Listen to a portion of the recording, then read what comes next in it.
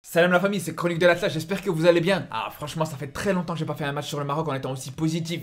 Et franchement ça fait plaisir, on a vraiment vu un match hyper intéressant. Après c'est vrai que ça reste seulement la Guinée-Bissau en face, donc on va quand même relativiser. Mais ça n'empêche pas qu'on va pas bouder notre plaisir. D'habitude c'est vrai que cette équipe du Maroc elle fait des matchs pourris contre des équipes de seconde zone. Donc là c'est vrai qu'avec une victoire 5-0 contre la Guinée-Bissau dans les qualifications pour la Coupe du Monde, franchement on va pas se plaindre. Par contre juste avant de rentrer dans le vif du sujet, je suis obligé de faire une petite précision. Parce que franchement cette histoire elle m'a vraiment gavé et je suis obligé d'en parler. Pour ceux qui n'ont pas suivi, il faut savoir que hier matin, les joueurs de Guinée-Bissau ils ont été à l'hôpital et ils se sont plaints d'une intoxication alimentaire. Et si je dis pas de bêtises, je pense qu'il y avait 6 joueurs de leur équipe qui étaient malades.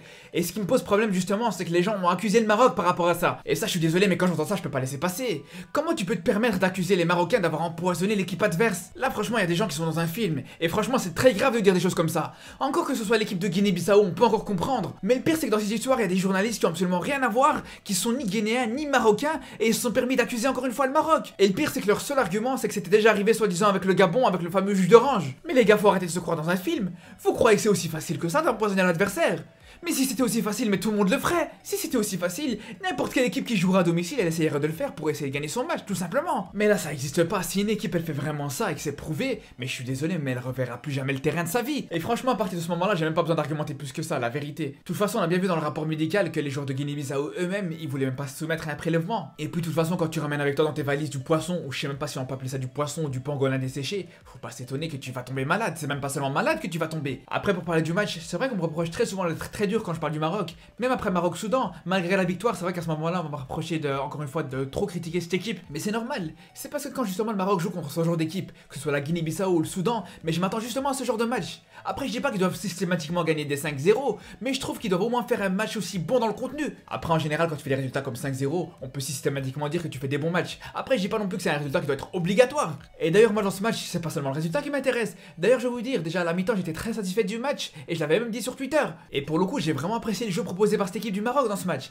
Et d'ailleurs justement j'avais dit dans ma dernière vidéo que justement les idées qui étaient proposées par Vaïd, elles pouvaient être intéressantes et c'est dommage qu'elles n'étaient pas mises en application. Et franchement je vais être honnête avec vous, je m'attendais pas du tout à voir ça dans ce match. Je pensais qu'on allait vraiment avoir un match très poussif, surtout qu'encore une fois l'équipe elle a été complètement changée, on a vu beaucoup de nouveaux joueurs, on a vu un dispositif qui est quasiment inédit. En plus quand on a vu que dans ce milieu de terrain on a 3 joueurs qui jouent quasiment pas en club, que ce soit Amrabat, Louza ou Barkouk, on s'est dit qu'on pouvait vraiment être très inquiet. Surtout qu'il y a aussi Massina qui a quasiment pas de temps de jeu aussi en club, il y a Enesri qui était blessé, qui a pas pu jouer ce match. Donc franchement je pensais vraiment que le Maroc allait gagner ce match en faisant vraiment le strict minimum. J'étais vraiment très loin de penser qu'on allait voir dans ce match le meilleur match depuis l'arrivée de Vaïd, clairement, parce que c'est ça, c'est vraiment son match référence depuis qu'il est arrivé au Maroc. Et on sait une chose, c'est que tous les entraîneurs du Maroc qui sont restés assez longtemps, ils ont tous eu leur match référence. Il y avait par exemple Renard qui a eu son match référence contre le Mali, il y a bien sûr eu Guéretz qui a eu son match référence contre l'Algérie, même Taoussia a eu son match référence contre le Mozambique. Et là justement on peut considérer que Vaïd aura eu son Maroc-Burkina Faso. C'est vraiment le genre de match où vraiment tous les joueurs ont été bons. Là pour le coup c'est vraiment une victoire d'équipe. On peut très difficilement sortir un top comme on peut très difficilement sortir un flop. Et justement dans ce match on a vu quelque chose qui est très rare, c'est qu'on a vu 5 buts mais avec 5 buteurs différents. Et ça c'est quelque chose qui montre vraiment à quel point le collectif a été bon dans ce match.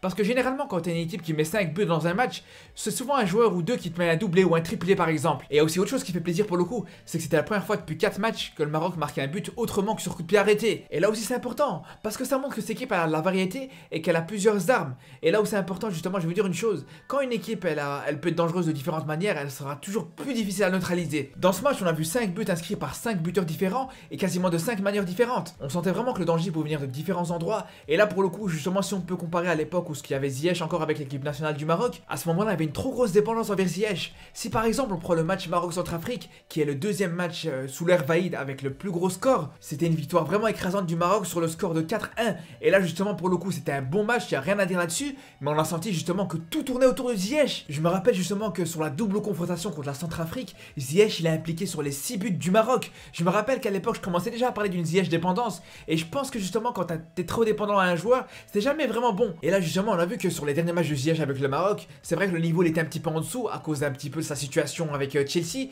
et ça se répercutait clairement sur le niveau global de l'équipe. Donc autant je pense que pour le jeu collectif de cette équipe du Maroc, pour moi l'absence de Ziyech elle va pas forcément être négative, mais d'un autre côté on va pas se mentir, je pense que c'est toujours dommage de se priver d'un joueur comme Ziyech. Et je suis le premier à déplorer ces situations conflictuelles entre lui et Vaïd. Et c'est là où je pense justement qu'il faut pas non plus être dans l'extrême. C'est pas parce que tu as gagné 5-0 sans Ziyech que tu te dis c'est bon, ça y est, on a plus besoin de lui. Au contraire, je pense que justement contre des équipes un peu plus relevées que la Guinée-Bissau, je pense qu'un joueur comme Ziyech pourrait être important. Et c'est pour ça que moi je pense que l'idéal ce serait de voir une équipe du Maroc avec un jeu collectif aussi bien huilé que contre la Guinée-Bissau, mais avec un Ziyech qui serait intégré à cette équipe. Après je sais qu'il y en a qui vont me dire que Ziyech il mérite plus de jouer avec le Maroc, mais moi j'ai toujours dit, j'ai d'ailleurs dit dans ma dernière vidéo, je trouve que pour moi une sanction c'est jamais intéressant quand elle est définitive. Je trouve que le but d'une sanction c'est qu'elle soit provisoire pour que justement la personne qui est sanctionnée elle puisse tirer des enseignements et elle puisse évoluer avec cette sanction. Après pour en revenir au match, il y a aussi autre chose que j'ai trouvé intéressant, c'est justement l'apport des remplaçants.